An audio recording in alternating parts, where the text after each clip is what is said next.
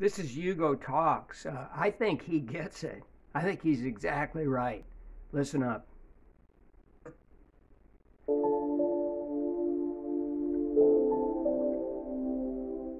Hello, you're listening to Hugo Talks some more. So let's take a look at today's newspapers.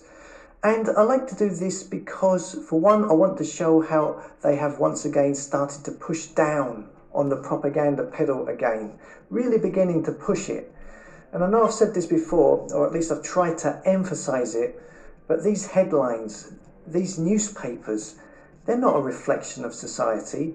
They're not even a distorted reflection of what they think is going on. It's purely a fantasy world of what they want you to be and how they wish you to be.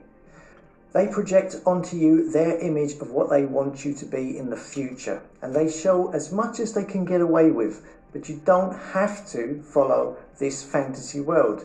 They're called newspapers, but it has no basis in reality.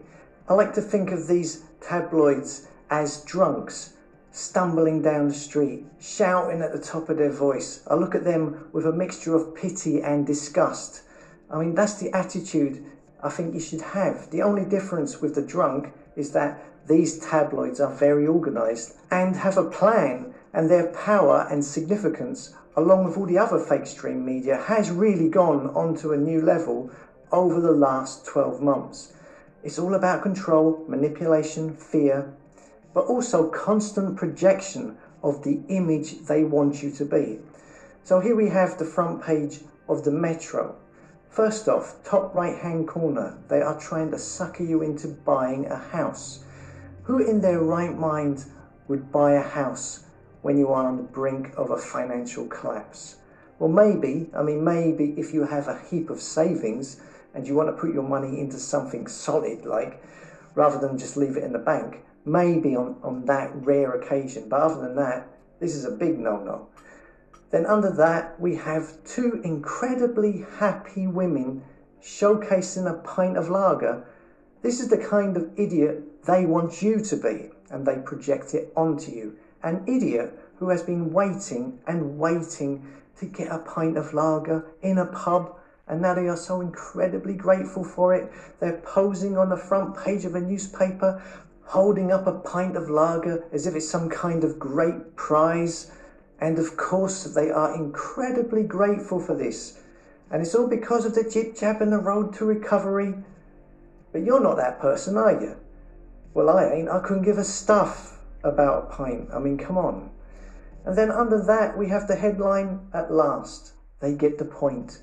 It says, as Indian variant cases rise, even skeptics having jabs, it says. Again, this is their wish, which they are projecting onto you. They want the skeptics to suddenly turn around and say, oh, the Indian tikka masala variant, oh my God, let's quickly go and get that jab. I'm so scared. That's what they want you to be. Then we have the Mirror, and we have this heartwarming collection of photographs. Isn't this just lovely? The day we were reunited. Oh, bless. Look at the granny and her little granddaughter. She can touch Granny's face. They can do that now.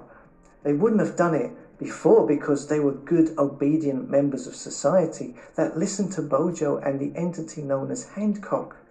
And they stuck by the rules through thick and thin. And now, because they have said you can hug your family, what a joyous day it has been. Touched by joy, joy for millions as COVID rules are lifted to allow hugs and indoor meetups. I know, I was out earlier myself, and all of these people down the road, they were all just spontaneously hugging each other. Everywhere I went, it was a crazy hug fest. Millions of people hugging in the street up and down the country. What a load of shite. Utter fantasy, codswallop, mind control, propaganda, hogwash. That's what that is. Again, this is the person, these are the people they want you to be. An obedient slave who will not hug their own family because some slimy politician told them to not do it. This is the image they project onto you. But really, let's face it, how many people are like this? It's a load of crap.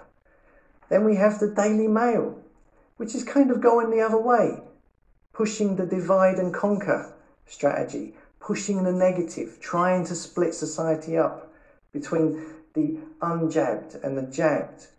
Look at the headline now: vaccine refuseniks threaten freedom. Again, they want the jabbed to turn against the unjabbed. So they split society in two. It's easier for them. It's much, much easier for them to control the public if they are not united. And this is what this venomous newspaper is doing. And then we have the Daily Telegraph. And we started off with two grinning, inane women holding up a pint. And now we have a happy woman with a big hat on, getting onto a flight. And I think she's happy. I mean, I can't tell because she's got a mask on. She's waving. And the headline, holidays to Europe with a vaccine passport. This is the person they want you to be. This is their projection. It's nothing to do with who you really are. It's nothing to do with the news. They want you to get a passport so you can go and book they want you to book an overpriced flight. They want you to get a passport. And they want you to wear a mask while you're doing all of this. And you will be happy about it because they want you to be happy. That's what they want. That's the projection they're putting out through the paper. It's not news though, is it? I mean, that's not a news story. Now, I know I'm not saying anything revelatory here. It's all kind of obvious. And you know, if you're anything like me, you probably haven't bought a newspaper in 10 years? But these poisonous rags, they can work on your subconscious. And they are at the moment, I feel, particularly insidious and toxic, and are attempting to control the way people think and feel, along with all the other media platforms. And you can't help spotting the headlines, you know, when you go into a shop. And this can work on your subconscious, and you react annoyed when you see them. But for me, I'm trying to think of it that they are constantly projecting out what they want me to be.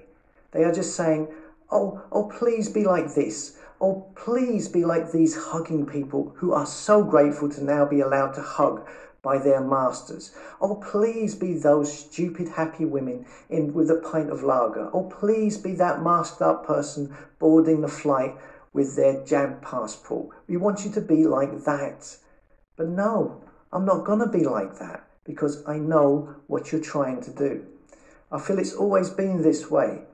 But it's never become more obvious than it does now. And it's a great opportunity for people to look at this guff and suddenly have an epiphany and realize that so much of what we have put up with is garbage, and that we need to discard these people, these tabloids and these TV stations and these control freaks and see them for what they truly are, and collectively discard them and create a reset of our own. As always, thanks for listening. Come and subscribe to the tribe at hugotalks.com, a place for like-minded souls who don't fall for the mainstream media narrative. I think he's exactly right. Now, I live in the United States, and in my whole life, I've never read tabloids, but he's right too. You know, you can't help but see them if you're going someplace. You know, there's the newspaper rack, and there is that insidious message that may creep into your brain a little bit. And I don't read newspapers anymore, and I don't watch mainstream news anymore. But I'm sure a lot of people do, and they're influenced and affected, and they're running out and getting their shots. And I'm not going to do it. Anyway, thank you.